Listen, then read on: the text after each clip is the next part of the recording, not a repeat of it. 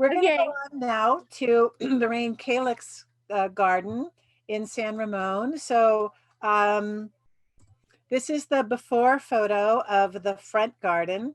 This is the after photo. This garden was designed by the team at Susan Friedman Landscape Architecture. And dry stream beds are the focal points, or are focal points, in both the front and back gardens. Here's a before photo of the back garden. And here is the after. The Kalichs received $1,600 in lawn removal rebates from the East Bay Municipal Utility District. And we are very fortunate in that Lorraine's son and his girlfriend, Andrew Kalich and Raquel Moritz, are filmmakers. So they have made a 14-minute film on the Kalich Garden. So we're going to see this film, and then we're going to go over and say hello to Lorraine, who is actually waiting for us in her garden. So let's go ahead and bring that film up.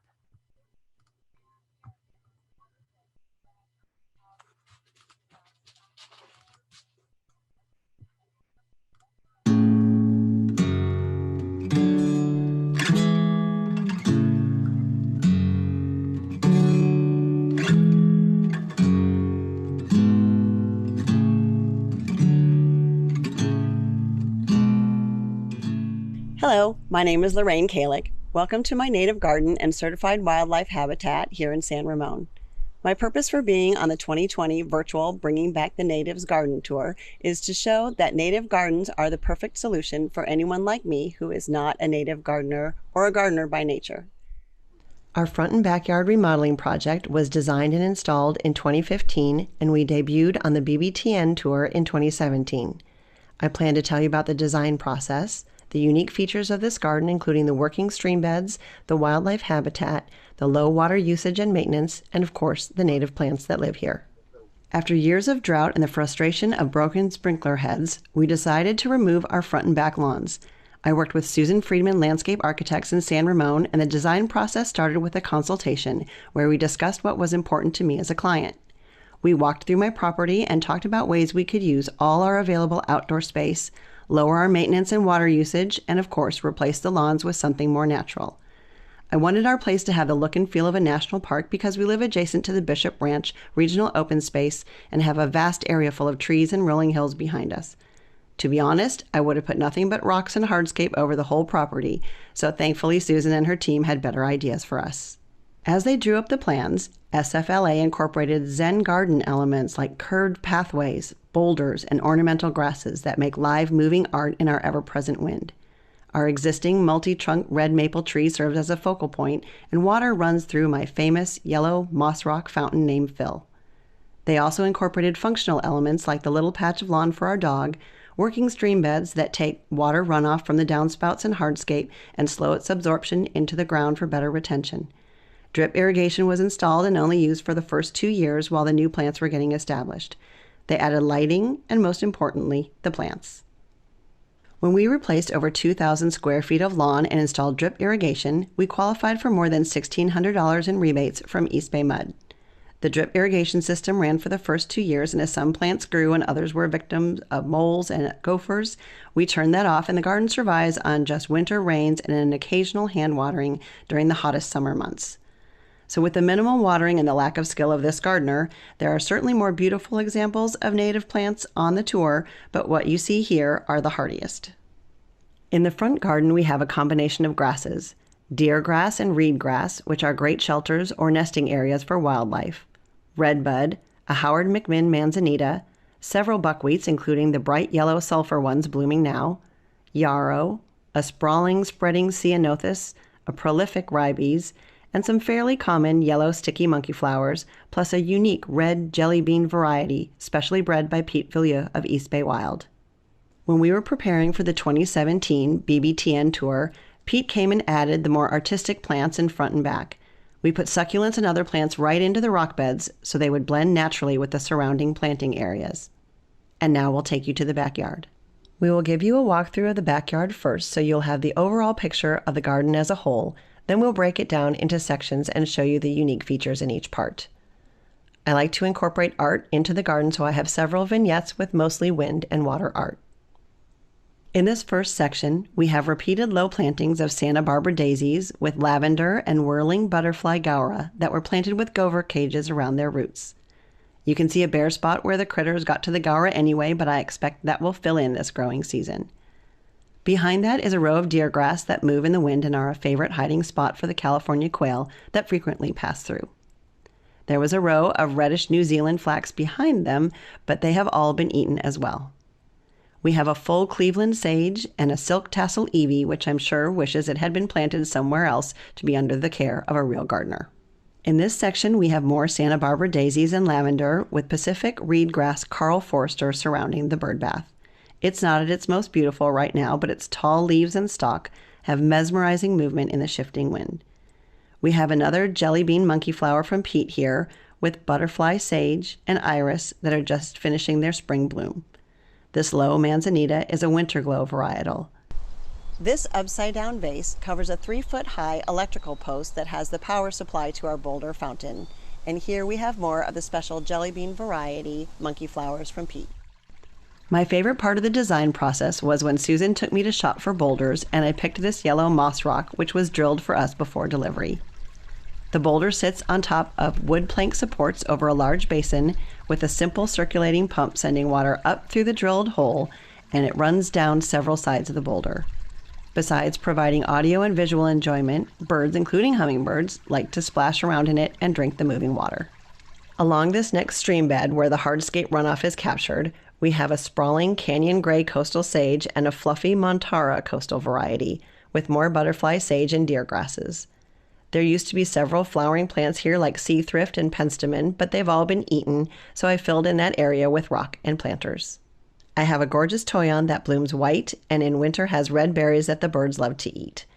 There's coyote brush, a Warren Roberts manzanita, and blue-eyed grass.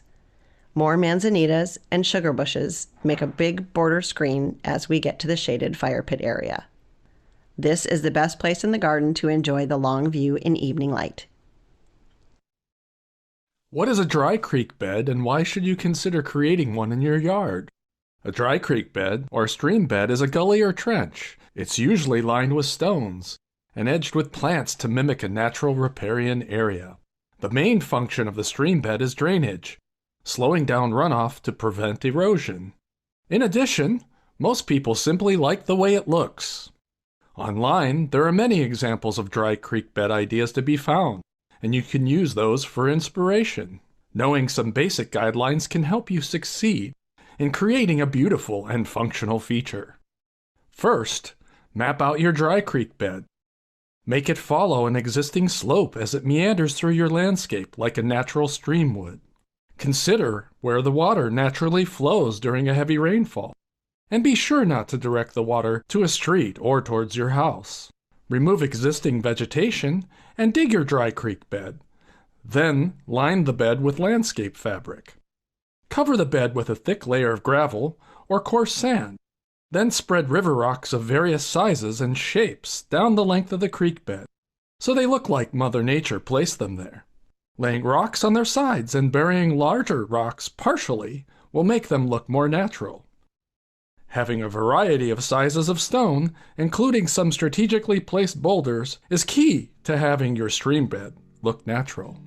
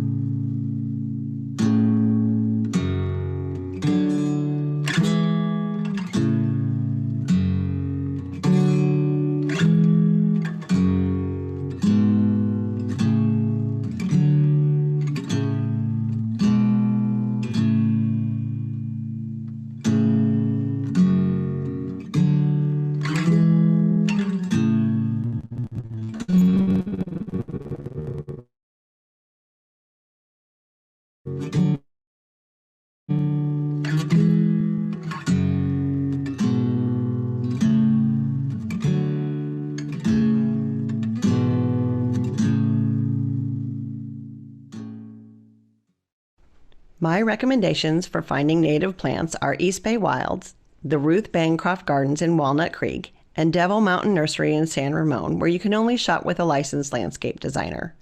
Great information can be found on the California Native Plant Society's website as well.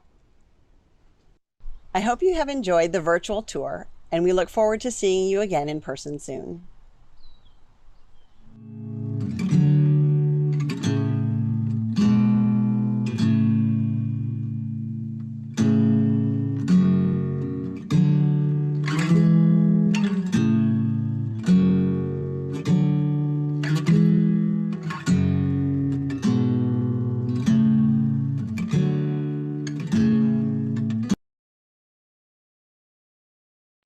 Well, we'll go now to see Lorraine in her own garden. So, Ethan, maybe you could spotlight Lorraine. Can I do that from here? Let's see, 1 second. Okay. All right. So, Lorraine, we're with you. Hello. Hello. So it was beautiful. The film was beautiful.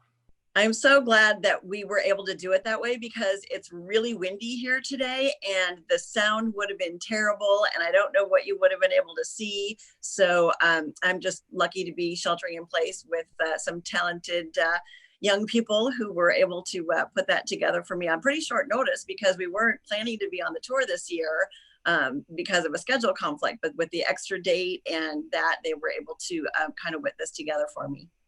So Lorraine's very talented son, Andrew Kalich, and his girlfriend, Raquel Moritz, were the filmmakers. They did a lovely job. Would you thank them for us? I will definitely, yes. Right. So we are going to push on now, I think, to, well, you know, we actually have a couple of minutes. So is there anything that you would like to tell us about your garden that didn't make in the film, or anything that you want to reiterate, anything you like about it especially? My emphasis is really that I am not a gardener. I didn't know anything about these plants when they were put in here. Now they're sort of my pets and I've learned how to take care of them. They don't need much, which is good. Anything that's living here is living here in spite of me because so that means it belongs here. So if people are trying to, you know, are worried about what their skill level is, these things really take care of themselves. They need very little. And so, but really having the designer in the beginning was huge because like I said, I would have rocked over the whole thing. And I don't know what that would have looked like, but now we have probably 4 distinct rooms in the backyard that we can use: a fire pit area, a dining area, 2 different lounging areas.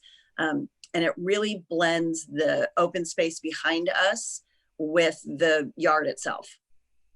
One thing I loved about your garden when I saw it was just how beautifully it blended in with the natural area. There's no fence blocking you from the open space. Do you have trouble with deer coming in and browsing, or?